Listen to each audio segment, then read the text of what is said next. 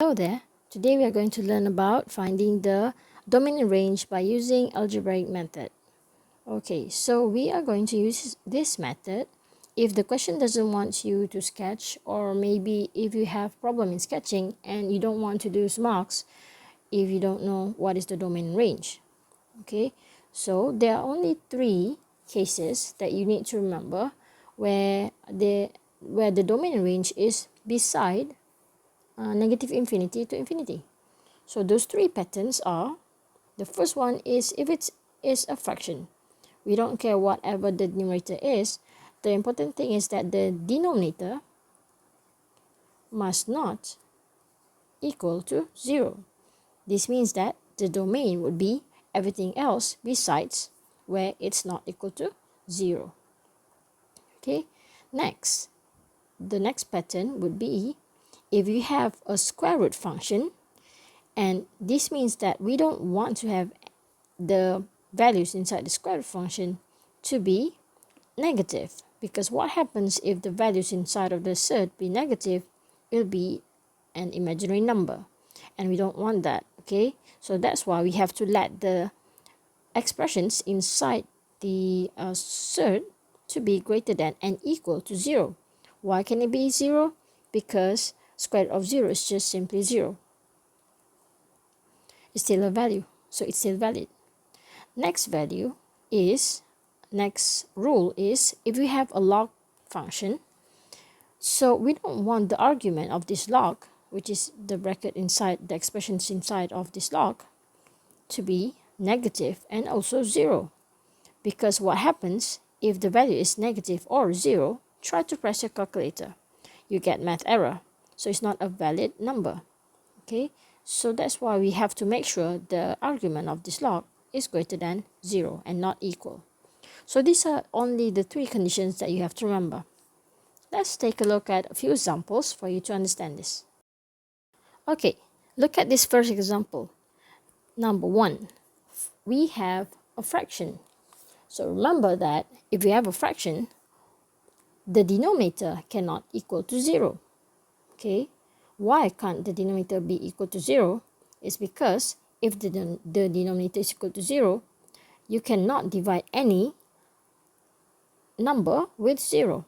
For example, 5 divided by 0, it's math error. Okay, it's not possible. So for this question, we just have to start by writing x minus 4 is not equal to 0. And here we would get our domain,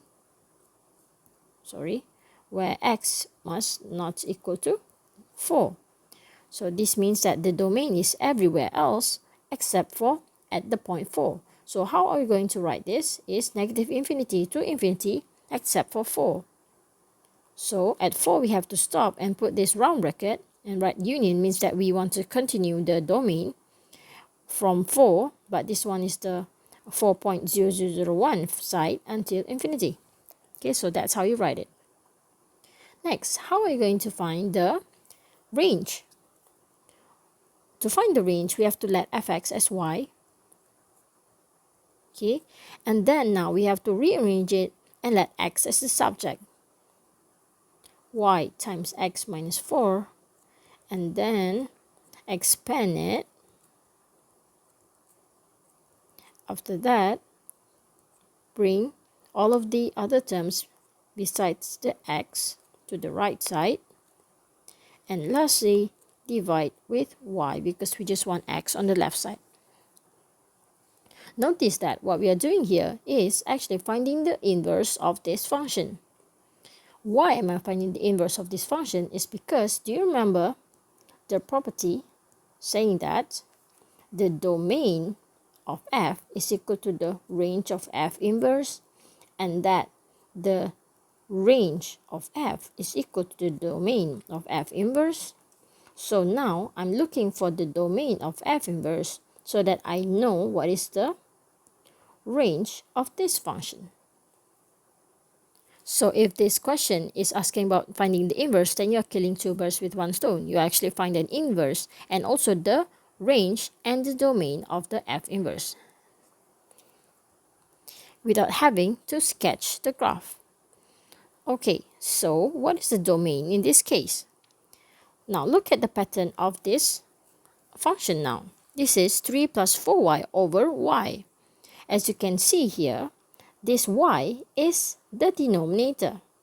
So remember that we cannot have denominator to equal to 0. So just letting this value not equal to 0 would be our range. Okay, so the range for this question would be everywhere else besides the value at 0. Stop at 0 and then continue again by writing the union sign. Okay, and that's your answer for this function. Now let's look at this second example. We have a surd function. Look at our rules, the one that I've stated at the beginning of this video. So surd is also included in one of these special cases. Okay, so the domain is everywhere else beside this point. And we have a surd here. So just take the values, the expressions inside this surd, letting it to greater than and equal to 0, because the surd can't be negative and can't be 0. We arrange it, and then this is our domain. But of course you have to write x on the left side, switch the sign, because x is on the right side. When you switch it, then it will be the sign, the symbol of the inequalities must also be switched, and that's our domain.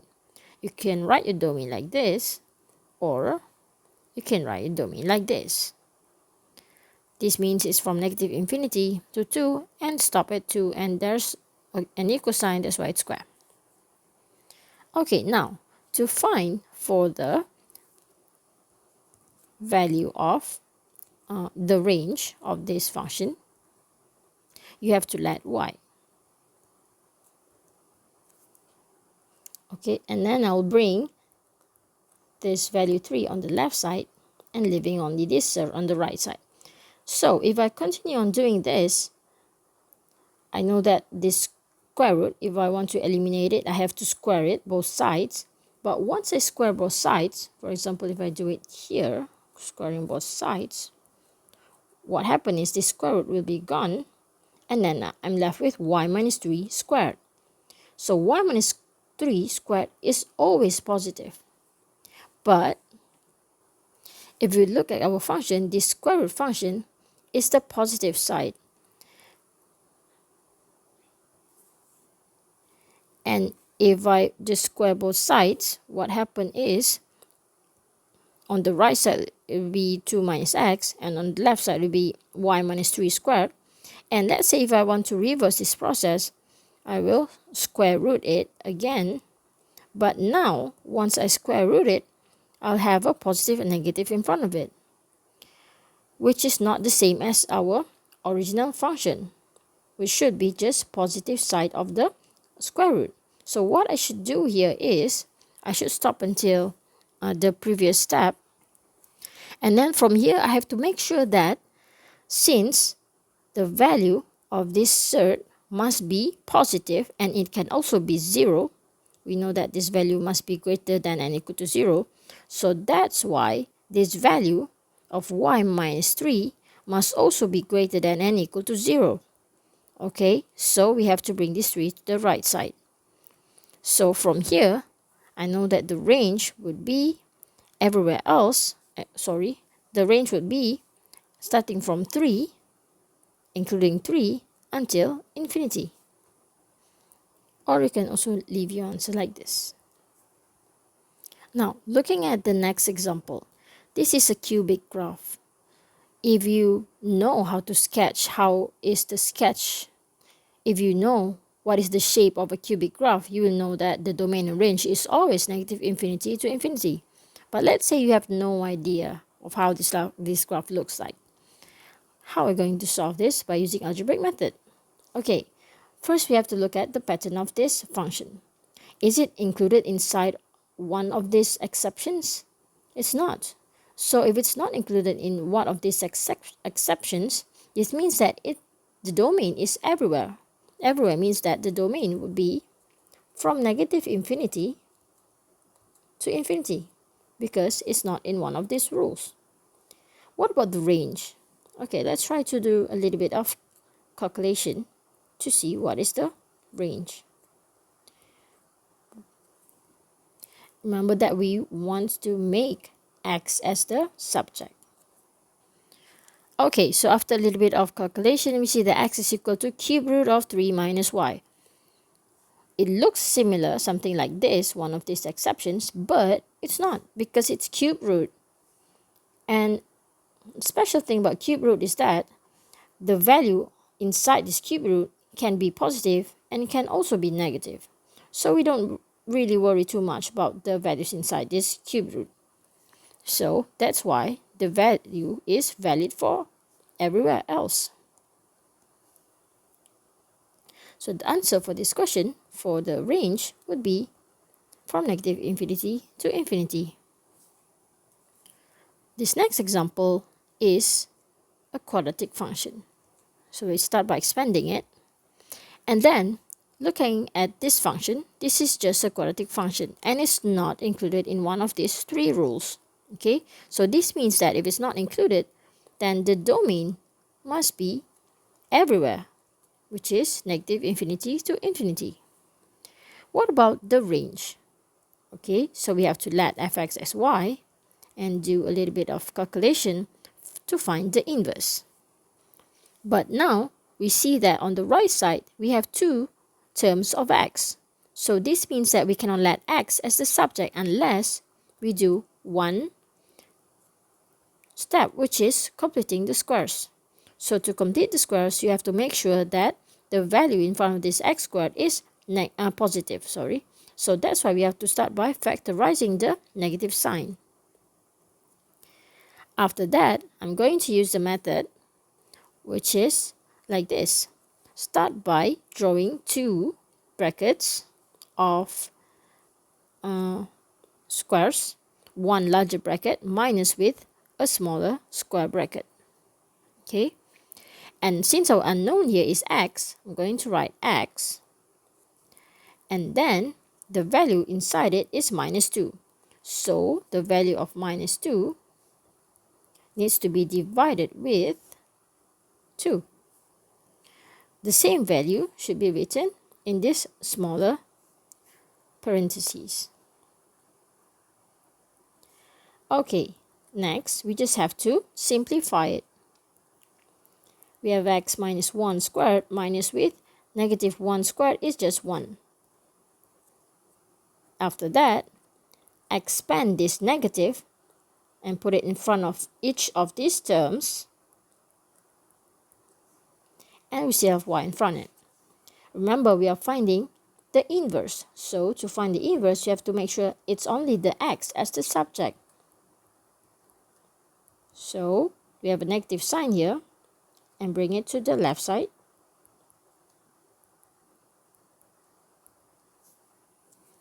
After that, this is x minus 1 squared. So to eliminate that square, we have to put a square root sign.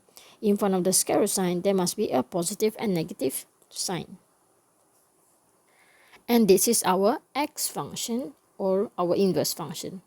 Right, so what is the domain of this inverse function, or what is the range of this f function? Now, looking at this function, we see that this function now has the form of surd. And the surd is actually a square root, and it's not other roots, means that it's not cube root, it's not root 5, okay? So that's why we have to make sure that the values inside this square root must be greater than and equal to 0. So just taking this value, 1 minus y greater than equal to 0, and the answer will be y less than equal to 1. So this is our range, or you can also write it as negative infinity until 1 and stop at 1. This next example is a log function. If you have no idea how does the graph of log or exponent looks like, you can still save your marks by finding the domain and range, because it's very easy to find domain and range for log and exponential functions. Okay, so let's see. This is a log function and the argument is x minus 1. one of the rules is we cannot have the argument to be negative and 0. So we start by taking this value, x minus 1, and then letting it to be greater than 0. So this is our domain. Or you can also write it as from 1 round bracket, because it's not included, until infinity. So this is actually our vertical asymptote of this logarithm graph. So maybe if the question just asks you about the vertical asymptote, then what you should write is vertical asymptote is equal to x equal to 1. Now what about the range? Doing the same thing is you have to find the inverse. So ln is natural logarithm, ln, is actually equal to log base e. Now we have this e, treat it like a ball, and g as the leg. Kick the ball to this side. So once you kick the ball to this side, e will grow bigger, and then y will grow smaller, log will be missing, and we have only x minus 1. We have to make sure x as the subject. So the inverse for this function is e power y plus 1. Now, looking at this function, it's not in one of these exceptions. So this means that the range of this function would be everywhere, which is from negative infinity to infinity. Now, the last example, this is an exponential function. So when we have an exponential function, we see that it's not in one of these rules. So this means that the domain is hold for everywhere. What about the range? To find the range, we have to do a little bit of calculation to make sure that x is the subject. So we have to start by bringing this e term to the left side. And then how to eliminate that e? We have to put natural logarithm both on the left and right. Why? Because then we can bring this negative 2x to the front and leaving only ln and e in front of it. And what is ln of e? This is actually just log base e meets e. So this is equal to 1. To leave just x on the left side, you will have ln 3 minus y over negative 2. But this is just simply means negative 1 over 2 ln 3 minus y.